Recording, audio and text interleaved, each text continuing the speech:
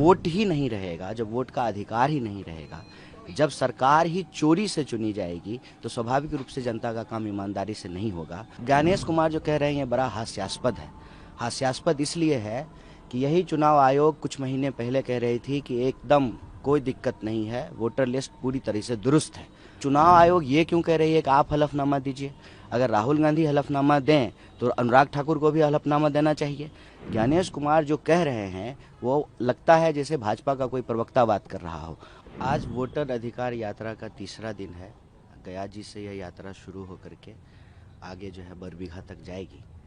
यात्रा जब सासाराम से शुरू हुई, रैली से लेकर के विभिन्न जिलों से गुजरते हुए जब हम लोग आगे बढ़ रहे हैं, तो जिस तरीके से जनता अपना जन समर्थन दे रही है, लोग घरों से बाहर निकल करके यात्रा को देख रहे हैं, इसको अपना आशीर्वाद दे रहे हैं, उससे एक बात बिल्कुल साफ है कि इस देश में लोकतंत्र की हत्या करना, लोकतंत्र का गला दबाना आसान नहीं है, क्योंकि यहाँ के लोगों के दिलों में लोकतंत्र बसता है। और उसकी वजह यह है कि लोकतंत्र की परंपरा और इतिहास वो एक दिन का नहीं है। हम बिहार की महान भूमि पर हैं और जानते हैं कि बिहार लोकतंत्र की जननी है, यहाँ पे लोकतंत्र का जन्म हुआ है।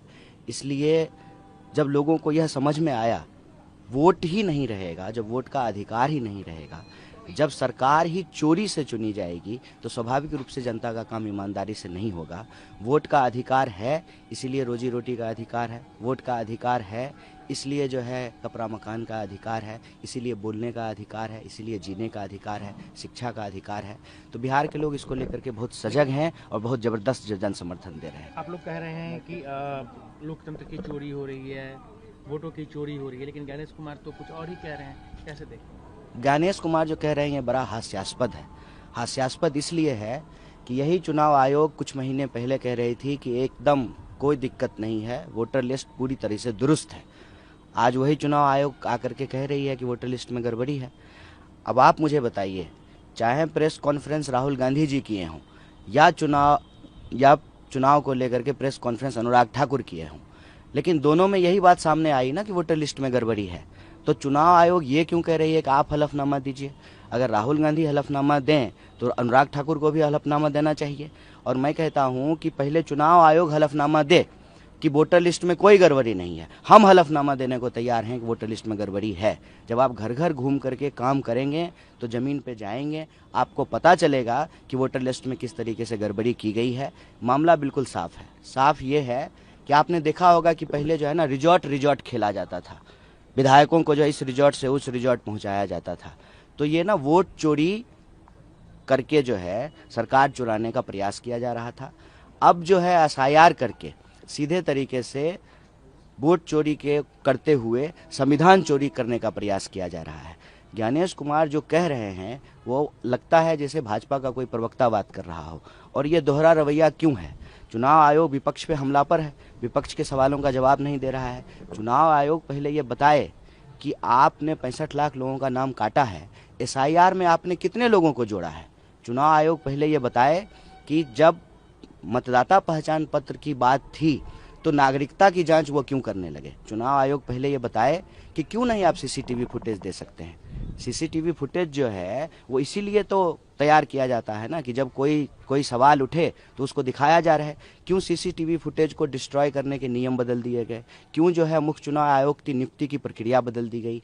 क्यों जो है आज प्रेस कॉन्फ्रेंस करके चुनाव आयोग बता रहे हैं कि कोई गड़बड़ी नहीं है, जब 6 महीने पहले यही बात कही जा रही थी, अपोजिशन का पूरा डेलीगेशन मिल रहा था, तो वो क्यों नहीं स्वीकार कर रहे थे कि हाँ वोटर लिस्ट में गड़बड़ी है, हम इसको ठीक करेंगे, हम शुद्ध सही जो है वोटर लिस्ट को तैयार करेंगे। हमारी क्या बात है? हमारी तो इतनी ही बात है ना कि चुनाव आयोग निष्पक्षता से काम करे।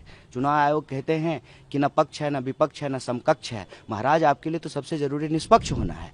अगर चुनाव आयोग निष्पक्ष हो, चुनाव आयोग कई महीने पहले यदि स्वीकार कर लेता हरियाणा और महाराष्ट्र चुनाव के बाद कि वोटर लिस्ट में गड़बड़ी है, तो आज जो है यह स्थिति ही नहीं पैदा होती। इस गतिरोध के लिए चुनाव आयोग तैयार है, उसको जो है यह जिम्मेवारी लेनी पड़ेगी।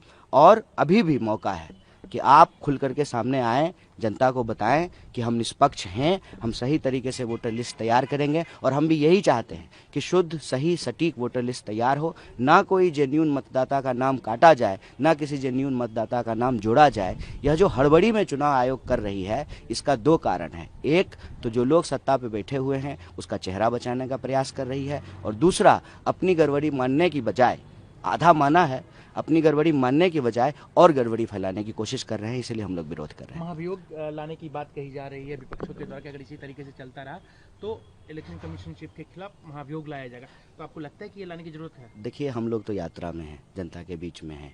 बाकी इस तरह के राजनीतिक सांगठनिक फैसले जो हैं वो दिल्ली में होंगे, वो लिए जाएंगे, जो होगा आप लोगों को सूचित एक करेंगे। अंतिम सवाल, क्योंकि इससे पहले हमने नहीं देखा कि राहुल गांधी जितनी लंबी यात्रा बिहार में सुबह से लेकर रात तक कर रहे हैं, 12-13 दिन की यात्रा है, तो क्या कांग्रेस का कुछ पहले से टर्नआउट हो रहा है? मतलब आपके जो वोटर थे कहीं ना कहीं सोए हुए थे, तो क्या लग रहा है कि इससे आपको फायदा होगा कांग्रेस को बिहार में? वोटर नहीं सोए हुए हैं, वोटर सजग हैं।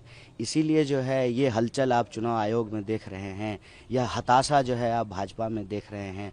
अजीबोगरीब तरह के जो है बयान दे रहे हैं भाजपा के नेता, गरीब तरह का हरकत कर रहे हैं। क्या ज़रूरत पड़ गई अनुराग ठाकुर को प्रेस कॉन्फ्रेंस करने की? जो डेटा को जांचने में हमको कई महीने लग गए 40 लोगों की टीम की, वो जो है 6 दिन में कैसे 6 सीट का निकाल करके ले आए।